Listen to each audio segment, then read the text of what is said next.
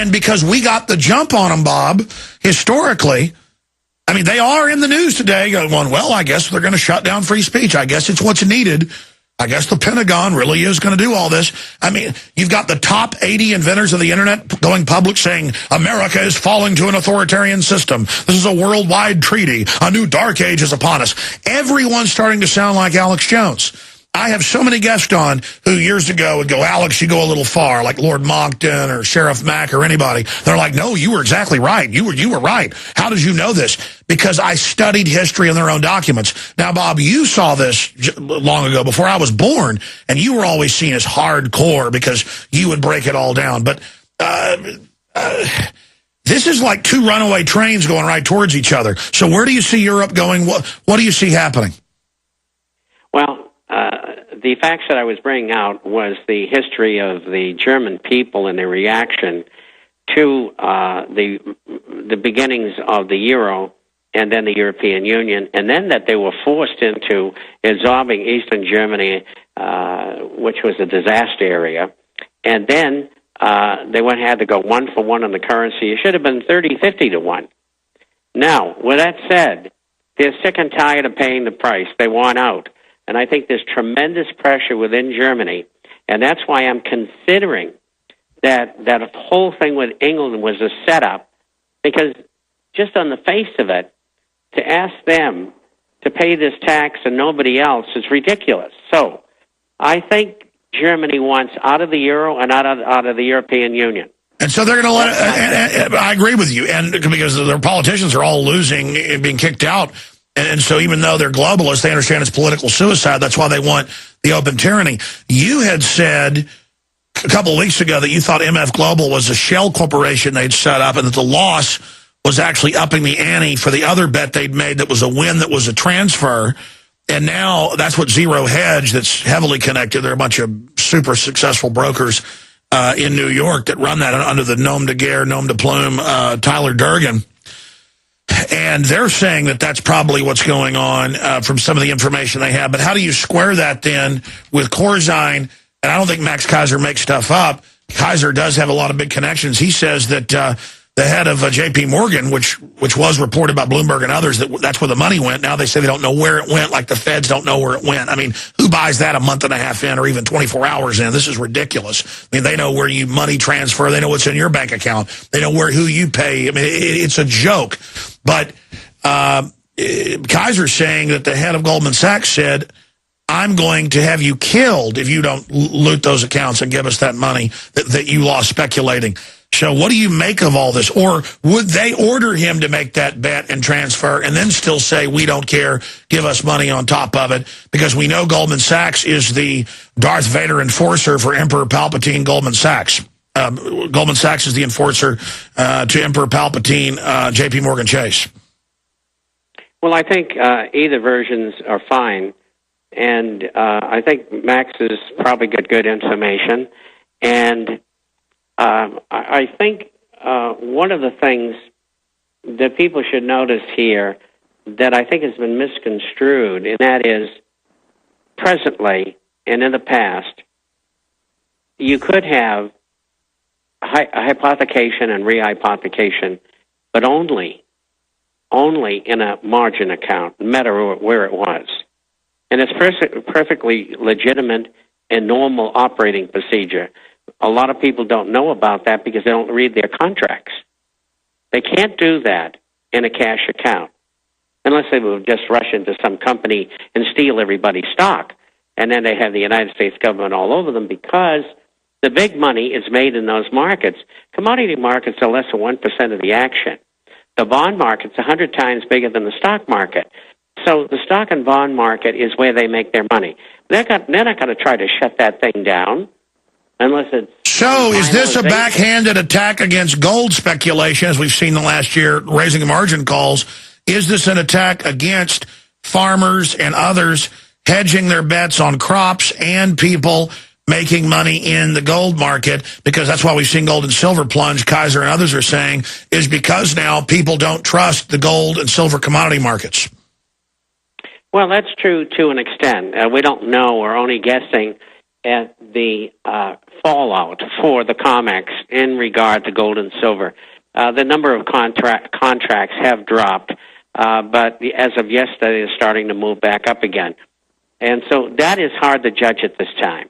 But it would be natural to say, gee, I don't want to play there anymore if they're doing that. But anybody who knows anything knows you signed a letter that said they can go take the things in your account and use them. And it's as simple as that. Now, as far as the part that Morgan played in this, I think it could be either way that you described, whether they're involved at all in anything that they shouldn't be doing. We just don't know that yet. And will we ever know? I don't know. All I know is that people are out their accounts. I think people are going to get paid back. Well, will they get it all? I don't know. Will they get 50 or 75%? Probably. Now, the people who have been talking about this are extending it, and they're saying all the markets in the world are going to collapse. All the markets in the world are not going to collapse. They're going to go down in value, and maybe eventually we'll use the Dow Jones Industrial Average. Maybe it'll eventually go down to, over the next several years, to perhaps 3,000 or 2,000 on the Dow. Now, of all of this, what can be a solution? It's very simple. Elect Ron Paul. He's the only way out for us. He can stop all that. He can stop the President's Working Group on Financial Markets by doing away with it. They won't be able to legally manipulate and rig the markets anymore. He'll take the Federal Reserve and put it inside the Treasury Department. And he'll go on and on and on with all of these different things. I agree with you, but let me raise this point. Ron Paul gets elected. He'll admit false flags if it's Fast and Furious or Tonkin or Ajax, but he won't get into 9/11, which is fine, because that's more of a quagmire. The others are cut and dry and admitted government operations. But to claim that it's asinine to question who's behind something when government stands to gain and they're writing memos about how terror attacks help them take over, I mean, that's a crazy person that doesn't look at any event and question it. But what happens if Ron Paul gets in office and the globalists then stage a bunch of terror attacks and say, see, the Arabs see you as weak, and you didn't attack all these countries, so now you've got to attack all these nations, or the terrorists will strike. At that point, Paul's got to come out and use the government areas he controls to point out it's a fraud. And I guess he did do that on my show Tuesday. I mean, he did say the thing was a false flag. That's his words, claiming Iran wanted to kill the Saudi ambassador in D.C. So Paul is he understands that. He's incredibly smart and scholarly. It's just that he does walk a tightrope. And I agree, Ron Paul is a manifestation of the awakening. We need to get him in there. And we've got a shot at it, which shows how powerful liberty has grown, in these dark times. But they could assassinate him. They could do anything, as you know, Bob. So I'm just saying he's not our only hope. Sure. He is our only hope politically. We've got to get him elected. People have got to help him with financing. Today's a money-raising day for his campaign. Everybody should be pledging $1,000 each if they can. This is our only chance to legally use the system. And if we can get him and people like him elected, all of these things like this military appropriations bill, which will allow the government to treat us all as terrorists, they can get rid of that. And when presented to the people, if Congress stops it, he can have them climb all over them. No, listen, Bob, I agree with you that the best salvo we've got going is Ron Paul. He's educating people. He's waking folks up.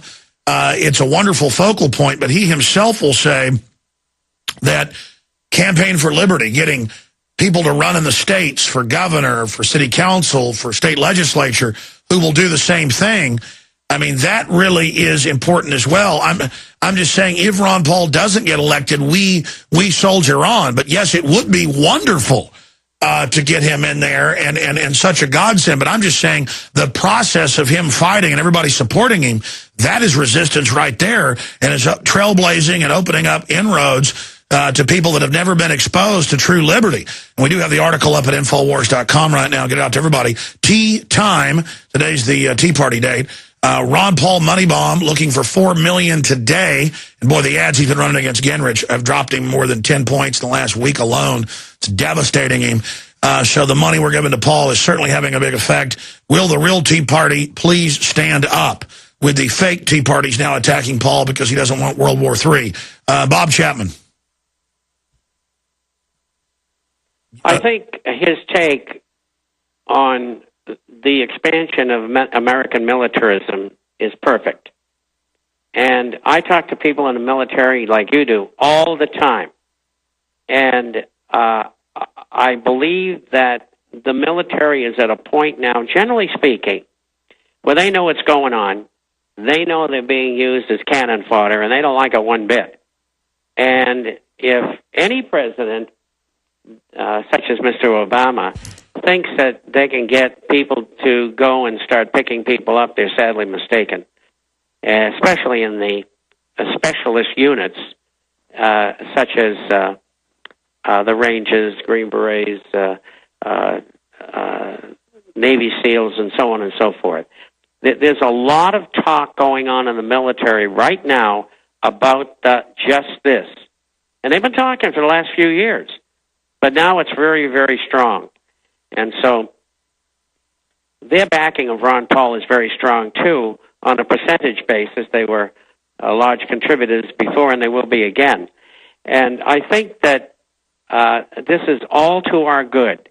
We need these people, and we don't need them going out and collecting Alex and Bob and putting them in some camp someplace. Bob, I'm pulling up an article right now for PrisonPlanet.tv viewers, but radio listeners can go to Infowars.com, and it's Republican Tea Party diva attacks Ron Paul on Iran during Iowa debate, but under it, Ron Paul's constitutionalist anti-war stance supported by U.S. troops, and we have links in there that he gets more money than all other Republican candidates and Obama combined. Okay? So that's the total proof that the military, by and large, is awake.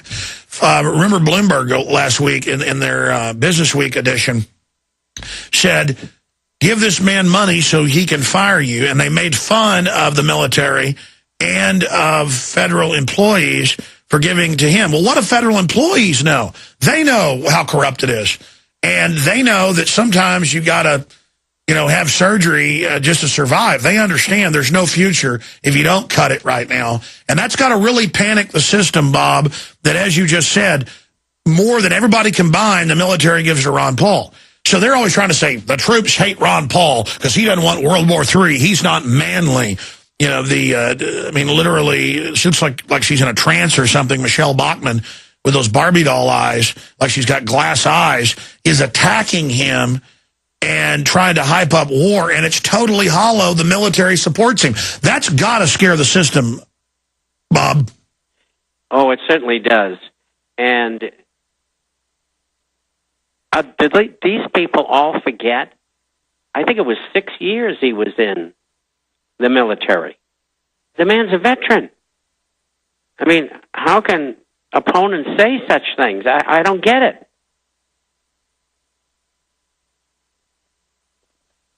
Well, it's certainly all coming to a head. My only point is, if Ron Paul doesn't win or whatever, we don't need to lose faith because just him running has devastated the enemy. It's going to devastate them a lot more when he gets that nomination. They're going to run like chickens that just got their heads lopped off. Well, I don't expect it. Go ahead. They don't expect this, Alex. They're not used to losing. No, I agree with you. They've thrown everything they can at him in this mind control of he cannot win, like a hypnotist act, and that's starting to backfire.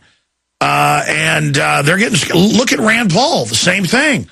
I mean, I remember privately, I really twisted Rand's arm, and I've been surprised that Paul and Rand have both told me, well, I'm glad you pushed me to run, because, I was one of the people I think put the little extra push, because I would tell them, I'd say, look, you're going to get attacked, but even if you lose, you win. But I said, you're going to win.